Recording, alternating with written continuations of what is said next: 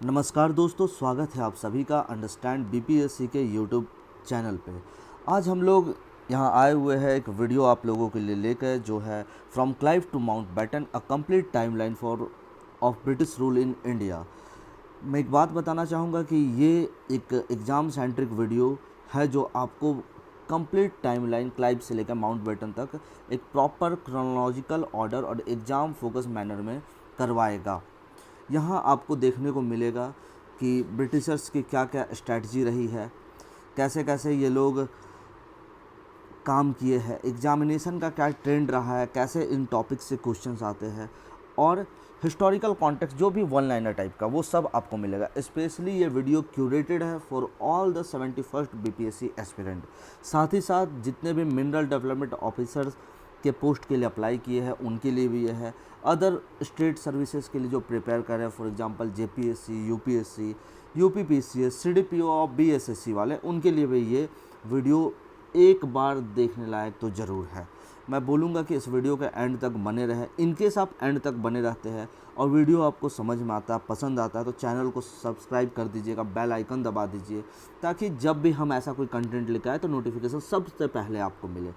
In case आपको ये PDF चाहिए होगा तो हमारे टेलीग्राम चैनल का लिंक मैं डिस्क्रिप्शन में दे दूंगा।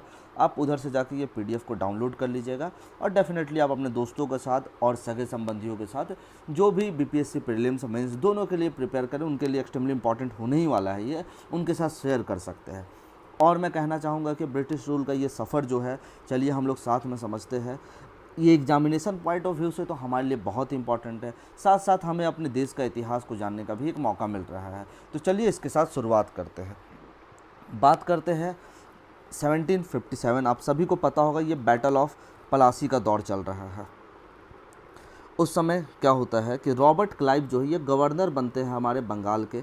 रॉबर्ट क्लाइव बंगाल के गवर्नर बनते हैं और ये देखिए दो टेन्योर पे काम करें। एक तो इनका 1757 से 60 तक, दूसरा 1765 से 67 तक रहता है। बैटल ऑफ पलासी जो हमारे लिए इम्पॉर्टेंट है, ये ध्यान पर रखना है कि ये 3 जून 1757 को होता है, जिसमें सिराजुद्दौला नवाब ऑफ द बंगाल और साथ साथ में रॉबर्ट क्लाइव के साथ लड़ाई होता है। मीर जाफ़र एक नाम इंपॉर्टेंट होगा, ये जिन्होंने उनके साथ गद्दारी कर दिया था सिराजुद्दौला के साथ, और सिराजुद्दौला की सेना हार जाती है और इसके बाद ब्रिटिशर्स इन्फ्लुएंस में आ जाते हैं वहाँ पे। तो ये हो गया। अब देखो एक और बात है कि 1758 टू 60 फ्रेंच इन्फ्लुएंस को रिमूव किया गया है, ठीक है ना, क्लाइव के द्वारा ही किया गया है, ठीक है। देन बैटल ऑफ बक्सर होगा, ये हम लोग को ध्यान पर रखना। सेकंड टर्म ये स्टार्ट करेंगे अपने, इनका फर्स्ट टर्म था क्लाइव का। Second term battle of Buxar जो 1764 में होता है, जिधर आपकी मीर कासिम द नवाब ऑफ अवध, सुजाउद्दौला और साथ में हमारा मुग़ल एम्पायर शाह आलम जो है, शाह आलम टू, इनकी आर्मी हेक्टर मुनरो द्वारा लीड किए हुए ब्रिटिश आर्मी से लड़ती है और बैटल ऑफ बक्सर ये लोग जीत जाते हैं। बैटल ऑफ बक्सर जीतने के बाद इलाहाबाद की जो ट्रीटी होती है वो क्लाइव के द्वारा ही किया जाता है, ठीक है ना। ये उसके बाद से दीवानी राइट जो है बंगाल, बिहार और उड़ीसा का, ये ब्रिटिशर्स को मिल जाता है। क्लाइव उसके बाद क्या करेंगे, डिवल गवर्नमेंट को इम्प्लीमेंट करेंगे। ये क्वेश्चन आएगा, खुद इम्प्लीमेंटेड द डिवल गवर्नमेंट। ये क्लाइव के द्वारा ही किया जाता है, डिवल गवर्नमेंट इम्प्लीमेंट किया जाता है, ठीक है। अब इसको ध्यान पर रखने वाली बात है कि ईस्ट इंडिया कंपनी कलेक्ट करती है टैक्स और डिफेंस को संभालेगी। नवाब रिटेन करेगा नॉमिनल निजामत को, ठीक है ना। ये चलते रहता है कंपनी का। अब क्या होता है कि इनके साथ एक कंट्रोवर्सी ये रहेगा कि क्लाइव जो है बहुत ही अच्छे, आप कह सकते हो कि ये आर्मी मैन है। यूके में इनको इम्पीच किया जाएगा करप्शन के चार्ज पे, ठीक है ना, इनको एक्विट किया जाता है और ये कमिट कर लेते हैं सुसाइड 1774 में। क्लाइव के बाद दूसरे गवर्नर जो बनेंगे बंगाल के, वो 1760 से 64 के बीच में हेनरी वन स्टार्ट करके व्यक्ति बनते हैं, बट इनका बहुत ज़्यादा जिक्र नहीं मिलता, तो मैं बोलूँगा एग्जामिनेशन पॉइंट ऑफ व्यू से बहुत ज़्यादा इंपॉर्टेंट नहीं है। उसके बाद दो और आएंगे, ये भी एग्जामिनेशन पॉइंट ऑफ व्यू से इंपॉर्टेंट है। ये जो नाम रॉबर्ट क्लाइव है, ये देखिए इनका फ़ोटो यहाँ लगा रखा है मैंने, ये हमारे लिए बहुत इंपॉर्टेंट है क्योंकि डिवल गवर्नमेंट इन्होंने लगाया है और काफ़ी चीज़ें इनके सामने हुई है। अभी आते हैं हम लोग, इसके बाद से क्या होता है ना, जैसे इनका टाइम ख़त्म हो रहा है, अब आएगा गवर्नर ऑफ बंगाल का जो टाइटल था, इसको बदल दिया जाता है गवर्नर जनरल ऑफ बंगाल में, ठीक है। और कंपनी रूल जो है स्टार्ट हो रही है। यहाँ देखिए ये टाइम पीरियड चलेगा हमारा 1772 से 33 तक का। और first governor general of India जो हमारे हैं वो बनते हैं first governor general of Bengal जो है ये कौन बनते हैं, ये बनते हैं वॉरेन हेस्टिंग। यहाँ पे लिखा हुआ first governor general with supreme power, ये वॉरेन हेस्टिंग बनते हैं। आप इनका फोटो देख सकते हैं। ये रेगुलेटिंग एक्ट लेकर आते हैं 1773 में। सुप्रीम कोर्ट ये बनाते हैं कलकत्ता में। एशियाटिक सोसाइटी 1784 में बन रही है विलियम जोन्स के द्वारा ये। और साथ साथ में एक मदरसा बनता है ना, फर्स्ट एंग्लो मराठा वॉर भी इसी समय पे होगा। पिट्स इंडिया एक्ट जो है 1784 का, इन्हीं के टाइम पे आएगा ये। अब बात करते हैं, इनको भी इम्पीच किया जाता है 1787 में, बट एक्विटेड, ठीक है ना, इन 1795। इसके बाद सेकंड जो हमारे हैं वो है लॉर्ड कॉर्नवालिस, ठीक है। ये याद रखना बहुत जरूरी है, क्रोनोलॉजिकल ऑर्डर पे ये क्वेश्चंस आते हैं। वॉरेन हेस्टिंग का टाइम पीरियड आपको याद होना चाहिए कि इनका टाइम है 1772 टू 1785। लॉर्ड कॉर्नवालिस आएंगे 1786 टू 1793। ये फेमस है परमानेंट सेटलमेंट के लिए जो ये लेकर आएंगे, ठीक है, जमींदारी सिस्टम ये करेंगे। तो कॉर्नवालिस पे एक इंपॉर्टेंट क्वेश्चन जो हमारा बना ये है परमानेंट सेटलमेंट, ठीक है। ये किनके द्वारा आया है, ये कॉर्नवालिस के द्वारा, ठीक है ना, ये ध्यान पर रखना है। रेगुलेटिंग एक्ट उनका है, ठीक है। ये जुडिशियल हायरार्की और को एस्टेब्लिश करेंगे और साथ साथ में संस्कृत कॉलेज एक बनवाते हैं। थर्ड मैसूर वॉर होता है, एंग्लो मैसूर वॉर, और साथ में ये सिविल सर्विस को इंट्रोड्यूस होगा।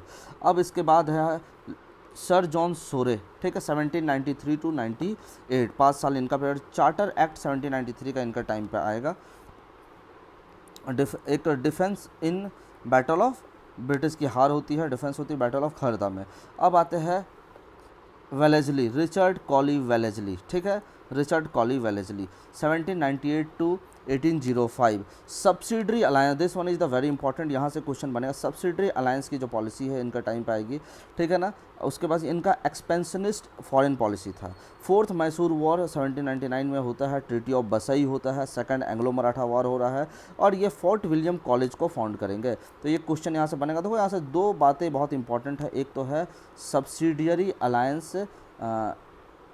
से कौन है, तो ये वो है। दूसरा है फोर्ट विलियम कॉलेज, ठीक है, फोर्ट विलियम कॉलेज जो हमारा बन रहा है 1800 में, ये वेलेजली के टाइम का है।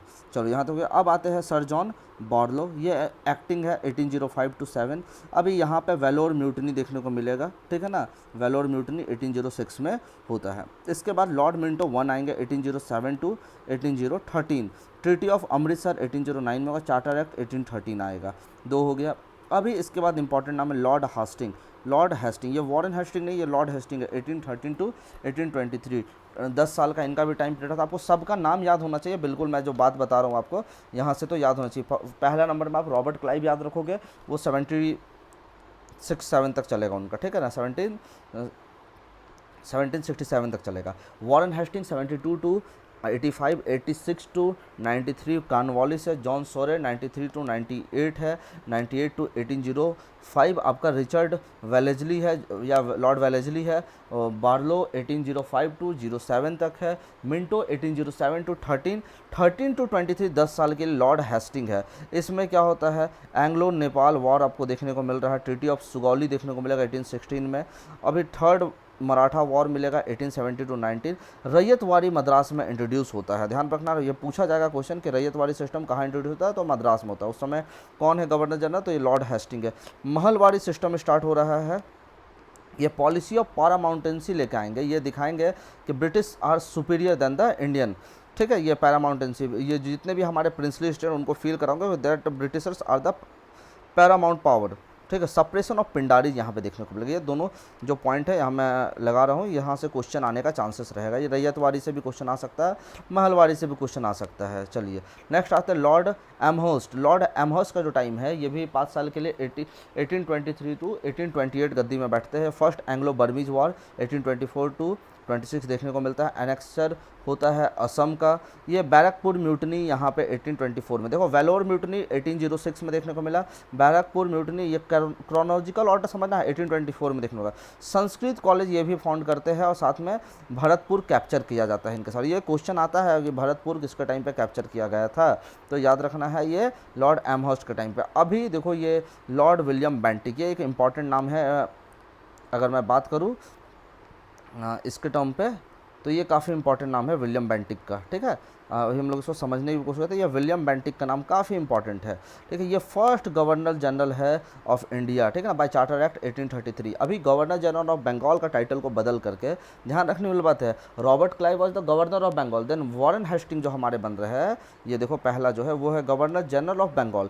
अभी ये चीज़ चलते चलते विलियम बेंटिक जो आएंगे ये बन जाएगा first governor general of India, ठीक है, बाय चार्टर एक्ट 1833। अभी सोशल रिफॉर्म इनका समय होगा, अब ये सती को एबॉलिश कर देंगे, सती प्रथा जो थी, स्लेवरी ठगी को बैन कर दिया जाएगा, इन्फेक्टिसाइड्स जो होती थी उनको भी ये बंद करवाएंगे। इंग्लिश एजुकेशन एक्ट 1835 आएगा, ठीक है। मद्रास कोलकाता में मेडिकल कॉलेज खुलते हैं। ये देखो इंपॉर्टेंट पॉइंट है, इसको पढ़ना है। Law commission of court language को पर्शियन से लॉ कमीशन भी बनेगा, और साथ में कोर्ट का जो लैंग्वेज था, जो पर्शियन था मुगलों के टाइम पे, उसको इंग्लिश में ट्रांसफॉर्म कर दिया। This one is also important. ये होता है किसके टाइम पे? बेंटिक के टाइम पे।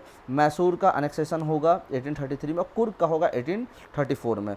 इंडस नेविगेशन ट्रीटी होगी इनके महाराजा रंजीत सिंह ऑफ पंजाब के साथ है, ठीक है। नाउ यहाँ से हम लोगों ने देखा कि गवर्नर जनरल ऑफ इंडिया तैयार हो गया है। तो यहाँ से देखो ये फर्स्ट गवर्नर जनरल इंडिया कौन है। फिर से हमारे पास क्वेश्चन है कि who was the first governor general of India. तो आपको याद रखना है कि ये कौन है, विलियम बेंटिक है। ये ध्यान पर रखना, सभी लोगों को ये ध्यान पर रखना है, यहाँ से क्वेश्चन बनता ही बनता है। अभी चार्ल्स मेटकाफ का टाइम है, इनको लिबरेटर ऑफ प्रेस बोला जाता है। This one is very important, ध्यान पर रखना। चार्ल्स मेटकाफ जो है ये कौन है, ये है लिबरेटर ऑफ द प्रेस, है ना। इनके टाइम पे प्रेस को काफ़ी आज़ादी मिलती है। टेम्प्रोरी ये क्या करें, रिवर्स करते हैं, जितने भी प्रेस पर रिस्ट्रिक्शंस इनको हटा देते हैं। साथ साथ में ये डिस्पैचेज करेंगे मिनट ऑन इंडियन प्रेसेस, ठीक है। तो लिबरेटर ऑफ प्रेस के नाम से इनको जानता है। इनका आप देख सकते हैं, ये यहाँ पे हमारे मेटकाफ है। ये 35 से 36 एक साल रहेंगे। देन इसके बाद हमारे ऑकलैंड बैठते हैं, जो 1836 टू 42 रहते हैं। First Anglo Afghan war 1839 to 42 देखने को मिलता है। सिंध का एनेक्सेसर होता है, याद रखो कि इनका टाइम पे सिंध हो गया, एनेक्स हो गया ऑकलैंड के टाइम पे। फेल्स इन काबुल में ये लोग, जब एंग्लो अफगान वॉर होता है, काबुल में जाकर अंग्रेज़ों को शिकस्त देखने को मिलता है, रिट्रीट करना पड़ता है। और यहीं पे एक ट्रीटी ये करते हैं, ट्राइपार्टाइट ट्रीटी 1838 में। तो ये क्वेश्चन अगर आया, ट्राइपार्टाइट ट्रीटी किन के टाइम पे हुई थी, तो आप बताओगे ऑकलैंड के टाइम पे थी। अब एलन बरोक का आता है 1848 टू 44, ये 2 साल के लिए बैठे, वो 6 साल के लिए थे ऑकलैंड। अभी एलन बरोक आएंगे। अभी देखो ये क्या होता है कि यहाँ पे कोहिनूर जो डायमंड है ना, Shah of Persia returns Kohinoor diamond to Shah of Persia, Persia का राजा कोहिनूर रिटर्न कर जाता है। सिंध का एनेक्सेशन देखने को मिलेगा यहाँ पे, और इंडियन स्लेवरी एक्ट आएगा। ये स्लेवरी को पूरी कंप्लीटली बैन कर देते हैं एलन बरोक के टाइम पे, ठीक है। ये ध्यान रखने वाली बात है। लॉर्ड हार्डिंग 1 का टाइम आता है 1844 टू 48, ये गद्दी पे बैठ रहे हैं 4 साल तक के लिए। First Anglo Sikh war aftermath, Punjab का एनेक्सेशन इन्हीं के टाइम पे होता है, हार्डिंग 1 का टाइम। एबोल्यूशन होगा फीमेल इन्फेक्टिसाइड का और ह्यूमन सेक्रीफाइस का। दिस वन इज इंपॉर्टेंट, ये क्वेश्चन आएगा कि हार्डिंग 1 के टाइम पे क्या होता है कि ह्यूमन सेक्रीफाइस का, हमारे यहाँ पे कई ऐसे ट्राइबल कम्युनिटी थे जहाँ पे ह्यूमन सेक्रीफाइस देखने को मिलता था, तो इसको एबोलिश किया जाता है। अब आता है डलहौजी, लॉर्ड डलहौजी, इनका टाइम है 1848 टू 56। देखो इस टाइम पे इंडिया में कई सारे तरह की चीज़ों को देखा जाएगा। पहली बार रेलवे देखेगा इंडिया, टेलीग्राफ, पोस्टल सिस्टम, बाकी चीज़ें। हाँ मैं कहता हूँ, ये देखो डलहौजी है, इनका ये फ़ोटो है। ये सारा कुछ होगा इंडिया में। वो अलग बात है कि जो भी चीज़ हुआ था वो लोग अपने कन्वीनियंस के लिए कर रहे थे, बट हाँ कहीं ना कहीं उसका लाभ हमें भी मिलता है। और तो मैं इस बात से कहीं ये जस्टिफाई नहीं कर रहा हूँ कि ब्रिटिशर्स का रूल इंडिया में जस्टिफाई करने योग्य है, बट जो हुआ वो हुआ। अभी देखो ये क्या करता है ना, ये बहुत इंपॉर्टेंट है कि इस समय इम्प्लीमेंट होगा डॉक्ट्राइन ऑफ लैप्स। क्या इम्प्लीमेंट होता है, ये डॉक्ट्राइन ऑफ लैप्स की एक पॉलिसी लेकर आएंगे कि अगर कोई प्रिंसली स्टेट है जिसका खुद का कोई उत्तराधिकारी नहीं है, गोद लिया हुआ है, तो उसको नहीं माना जाएगा। रेलवे बनेगा इसी समय, टेलीग्राफ, पीडब्ल्यूडी, पोस्टल सिस्टम, और ये प्रोविंसेस को मर्ज करेंगे। समर कैपिटल को शिमला कर दिया जाएगा, इसीलिए आप कभी भी हिमाचल जाओगे तो वहाँ पे एक जगह है डलहौजी के नाम से। गोरखा रेजिमेंट इसी में, सिक्किम का एनेक्सेशन देखने को मिलेगा। सेकंड एंग्लो सिख वॉर होगा और पंजाब का कंप्लीट एनेक्सेशन हो जाएगा। सेकंड बर्मीज वॉर भी होता है 1852 में, और वुड्स डिस्पैच आता है 1854 में। अभी आप लोगों के लिए एक यहाँ से क्वेश्चन रहेगा कि वुड डिस्पैच जो है, वुड्स डिस्पैच ये किस चीज़ से रिलेटेड है, कमेंट सेक्शन में जरूर आप आंसर करिए कि वुड डिस्पैच किस चीज़ से रिलेटेड है।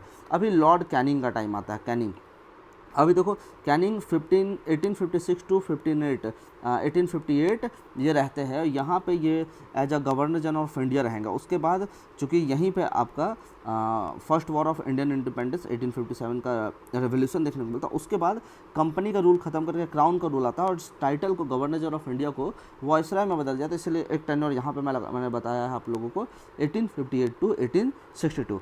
तो देखोगे ड्यूरिंग इंडियन रिवोल्ट ऑफ 1857 क्या होता है, ये पैसिफाई करेंगे रिविलियंस को, इनेक्ट करेंगे क्वीन प्रोक्लेमेशन, ये 1858 में होता है वो जो आएगा, ठीक है ना। साथ साथ में क्या है, इंडियन पैनल कोड आईपीसी 1859 में इसी समय आ रहा है। इंडियन काउंसिल एक्ट 1861 आ रहा है। ये last governor general, this one is very important, last governor general है इंडिया के और फर्स्ट वाइस रॉय है इंडिया के। तो क्वेश्चन अगर आता है who is the first vice Roy of India, तो आप याद रखोगे लॉर्ड कैनिंग।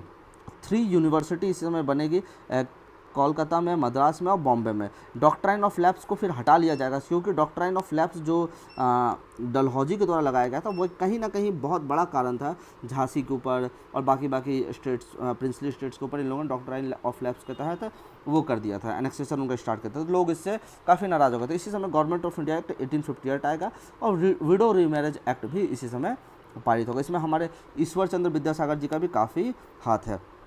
तो ये हुआ। अब देखते हैं हम लोग पोस्ट 1858। तो हम लोगों ने जैसे देखा कि जो ब्रिटिश रूल थी इसको हम लोग 2 भागों में बांटा। एक तो हम लोगों ने देखा कंपनी का रूल, दूसरा क्राउन का रूल, ठीक है।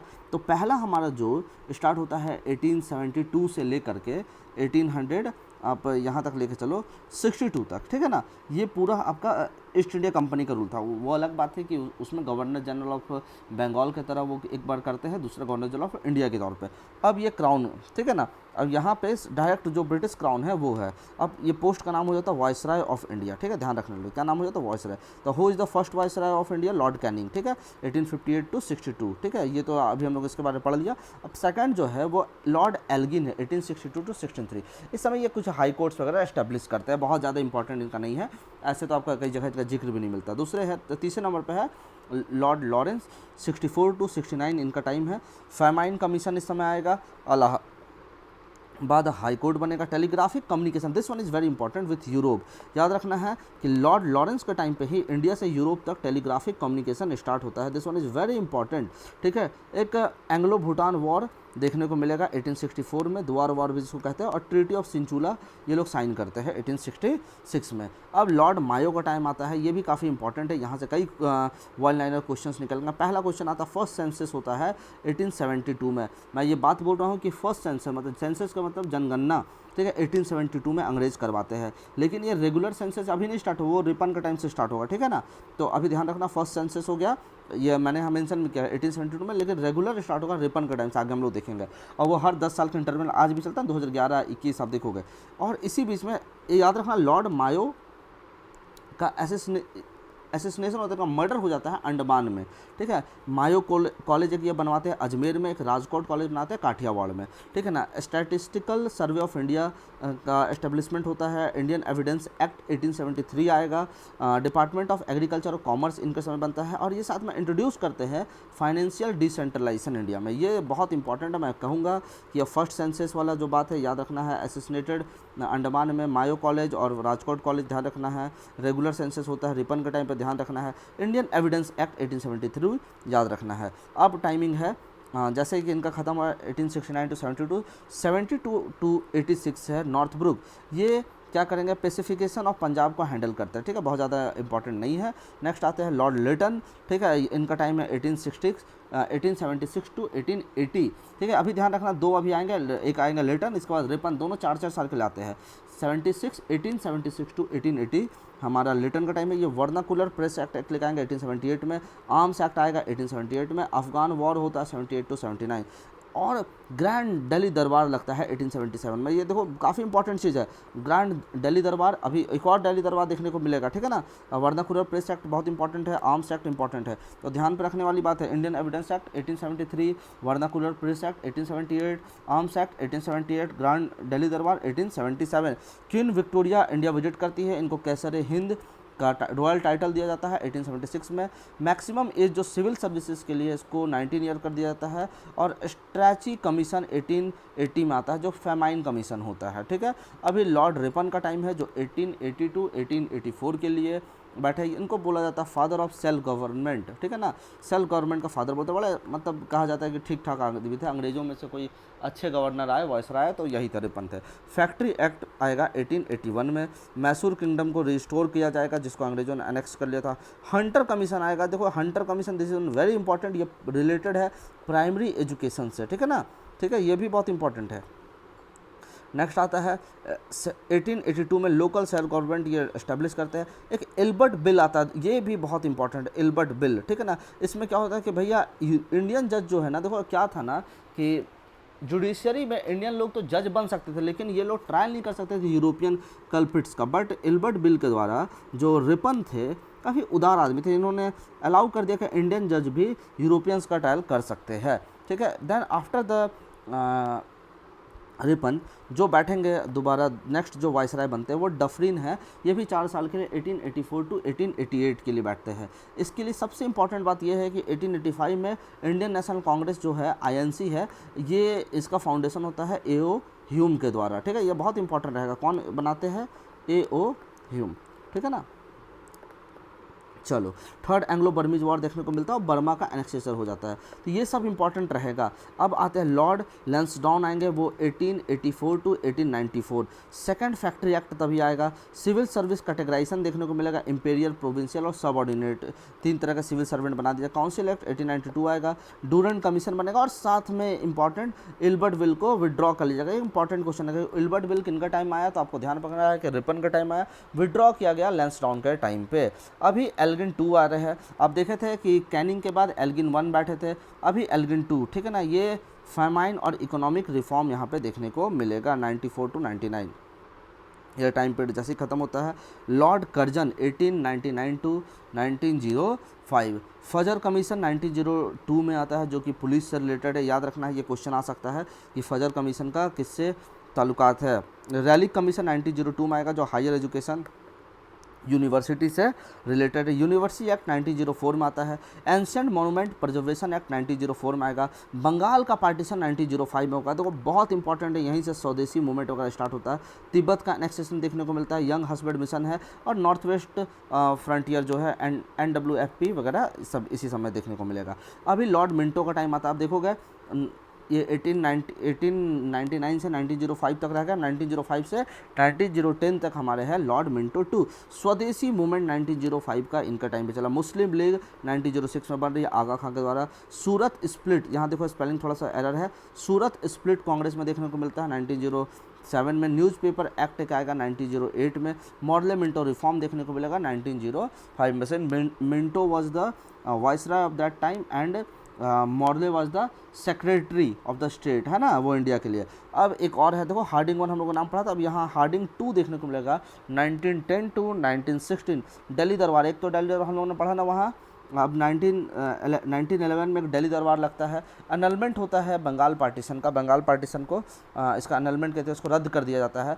किंग जॉर्ज और क्वीन मैरी इंडिया विजिट करती, गांधी जी को केसर हिंद की उपाधि दी जाती है, ठीक है। अभी ध्यान रखना यहीं पे वो टाइम आएगा इन्हीं का टाइम पे कि ये 22 मार्च 1912 को ये हमारा बिहार का गठन होता है, बिहार का एस्टेब्लिशमेंट देखने को मिलेगा। और यहीं से हमारा 22 मार्च क्या बन जाता है, ये बिहार दिवस के रूप में, यहीं से हम लोग ये आइडिया उठाते हैं कि 22 मार्च को हम लोग बिहार दिवस मनाएंगे। अब 1916 टू 1921 ये टाइम है लॉर्ड चैम्सफोर्ड का। मॉन्टेगू चैम्सफोर्ड रिफॉर्म जो गवर्नमेंट ऑफ इंडिया एक्ट 1919 है। रॉलेट एक्ट 1919 इसी के टाइम पे आएगा। जलियांवाला बाग मैसेकर जो 1919 का है, जो जनरल डायर और माइकल ओडायर से रिलेटेड है, जाएगा। और इसके इंक्वायरी करने के लिए एक हंटर कमीशन बनती है, ध्यान पे रखना है, ठीक है ना। ये हो गया। अभी एक सैडलर कमीशन है 1917 में, ठीक है ना, ये बनेगा for the functioning of university of Calcutta. SP Sinha जो है, सत्येंद्र प्रसाद सिन्हा, ये गवर्नर बनते हैं बंगाल और बिहार और उड़ीसा के, ठीक है ना, ये ध्यान रखना, ये बहुत इंपॉर्टेंट है। जलियांवाला बाग मैसेकर एक क्या बोलूँ मैं, इसके लिए अंग्रेज़ों ने आज तक हम लोगों से माफ़ी नहीं मांगा और हम लोग बहुत कंफर्टेबली है भी इसके साथ, है ये बहुत गलत चीज़ हुआ था। अभी बात करते हैं लॉर्ड रीडिंग जो 1921 टू 26 ये वायसराय बनते। ये पहले यहूदी वायसराय है या गवर्नर जनरल है इंडिया के, है ना, ज्यू से। ये यहाँ पे देखो साइमल्टेनियसली सिविल सर्विस जो होता है वो इंडिया और ब्रिटेन में भी होने लगता है रीडिंग के टाइम से। देखो याद रखना, इससे पहले क्या हो रहा था कि जो सिविल सर्विसेज की एग्जामिनेशन होती थी, जो सुभाष चंद्र बोस वगैरह क्वालिफाई किए थे, उसके लिए ब्रिटेन जाना पड़ता था, जिससे कई सारे इंडियंस नहीं जा पाते थे। तो रीडिंग के टाइम से simultaneously civil services examination India और ब्रिटेन दोनों जगह होने लगी, ठीक है ना। उसके बाद देखोगे साइमन कमीशन बिगिन होता है, और मैं ये बोलूँगा बिगिन होता है, बट मेन यहाँ आप इसको ध्यान पे यहाँ मत रखना, वो अभी इरविन के टाइम पे आ गया हुआ। इरविन 1926 टू 1931, साइमन कमीशन 1927 में इंडिया आ रहा है। बटलर कमीशन 1927 में प्रोविंशियल गवर्नमेंट के लाएगा। नेहरू रिपोर्ट 1928 में मोतीलाल नेहरू के द्वारा आएगा। 14 पॉइंट्स ऑफ जिन्ना, है ना, 1929, है ना, मोहम्मद अली जिन्ना के द्वारा। लाहौर सेशन होता है 1929 में, पूर्ण स्वराज कांग्रेस के द्वारा घोषित कर जाएगा। सिविल डिसोबीडियंस मूवमेंट स्टार्ट हो जाएगा, इंपॉर्टेंट है। 1930 में सिविल डिसोबीडियंस मूवमेंट स्टार्ट हो गया। डांडी मार्च होता है 1930 में, आपको पता ही होगा, 6 मार्च से लेकर 12 अप्रैल तक। और एक होता है राउंड टेबल कॉन्फ्रेंस जो दिल्ली में होगा 1930 में। गांधी इरविन पैक्ट 1931 में देखने को मिलेगा, गांधी इरविन पैक्ट। अभी ये ख़त्म होता है यहाँ तक ये मामला। अब है लॉर्ड विलिंगडन 1931 टू 36, ये वायसराय है इंडिया का। सेकंड राउंड टेबल कॉन्फ्रेंस 1931 में देखने को मिलेगा। Civil disobedience movement 1932, communal award 1932 में देखने को मिलेगा। ये लोग क्या करेंगे कि अंबेडकर जी के साथ और बाकी कम्युनल बेसिस पे इलेक्टोरेट का ये कर देंगे, डिवीज़न कर देंगे कि भाई ये पार्टिकुलर एरिया है वहाँ। इसके विरोध में पूना पैक्ट होता है जो कांग्रेस और अंबेडकर के साथ साइन होता है 1932 में। थर्ड राउंड टेबल कॉन्फ्रेंस देखने को मिलेगा 1932 में, ठीक है। उसी के बीच में कांग्रेस सोशलिस्ट पार्टी का फॉर्मेशन होता है 1934 में। आज इसमें ध्यान पर रखना, कांग्रेस सोशलिस्ट पार्टी बनी, इनका बिहार में हो रहा है, और इसमें बहुत बड़ा हाथ रहेगा हमारे जेपी का, ठीक है। आगे बात करते हैं, बर्मा सेपरेट हो जाएगा इंडिया से 1935 में। गवर्नमेंट ऑफ इंडिया एक्ट 1935 आता है, और एक्सपेंशन होगा आपका प्रोविंशियल ऑटोनॉमी का। इसके बाद जो वायसराय बनते हैं उनका नाम है Lord Linlithgow 1936 to 1943। Second world war चल रहा है 1939 टू 45। इसी समय क्या होगा, मुस्लिम लीग के द्वारा डिलीवरेंस डे मनाया जाता है 1939 में। सुभाष चंद्र बोस कांग्रेस से अलग हो जाते हैं और फॉरवर्ड ब्लॉक बनाएंगे 1939 में। लाहौर रेजोल्यूशन हो आएगा मुस्लिम लीग के द्वारा 1940 में, और अगस्त ऑफर भी ये आता है 1940 में। क्रिप्स मिशन 1942 में आएगा मार्च में, और क्विट इंडिया मूवमेंट स्टार्ट हो जाता है आपका 1942 8 अगस्त में। ध्यान रखिएगा, क्रिप्स पहले आएगा, उसी के विरोध में ये क्या स्टार्ट हो जाता है, क्विट इंडिया मूवमेंट 8 अगस्त को। ये महाराष्ट्र का जो मैदान है मुंबई का, वहाँ से, है ना, ग्वालियर टैंक मैदान, वहाँ से स्टार्ट होता है। नेक्स्ट बात करते हैं हम लोग जो वायसराय बनते हैं, लॉर्ड वेबल बनते हैं 1943 टू 47 इनका टाइम है। CR फार्मूला यहाँ पे देखने को हम लोगों को मिलेगा 1944 में आएगा, है ना, सी राजा गोपालाचारी जो है उनके नाम पे। वेबल प्लान 1945 में आता है। शिमला कॉन्फ्रेंस होगा 1945 में। बंगाल में फेमाइन देखने को मिलता है 1943 में। कैबिनेट मिशन आएगा 1946 में। और ध्यान रखना है कि 16 अगस्त 1947 को मुस्लिम लीग डायरेक्ट एक्शन डे घोषित करती है, और बहुत ही ज़्यादा नरसंहार और फैटलिटीज़ देखने को मिलता है। मुस्लिम लीग लिटरली जिन्ना पागल हो चुका था, और हमारे देश को बांटने के लिए वो कुछ भी करने को तैयार था। 9 दिसंबर 1946, ये एक बहुत ही ऐतिहासिक दिन है। 9 दिसंबर 1946 फर्स्ट मीटिंग होता है हमारे कॉन्स्टिट्यूएंट असेंबली का, और टेम्प्रोरी जो इसके सदस्य बनते हैं, आप बताइएगा, सॉरी, जो इसके ये बनते हैं, कौन इसका टेम्प्रोरी प्रेसिडेंट होते हैं, फिर परमानेंट तो बाद में राजेंद्र प्रसाद बन जाते हैं। आप हम मुझे कमेंट सेक्शन में बताइएगा कौन इसके वो रहते हैं। अब आते हैं लॉर्ड माउंटबेटन 1947 में। यह इंडियन इंडिपेंडेंस एक्ट 4 जुलाई 1947 को पेश करता है। रेडक्लिफ कमीशन आता है, गांधी जी का मर्डर हो जाएगा, उस समय माउंटबेटन ही रहेंगे।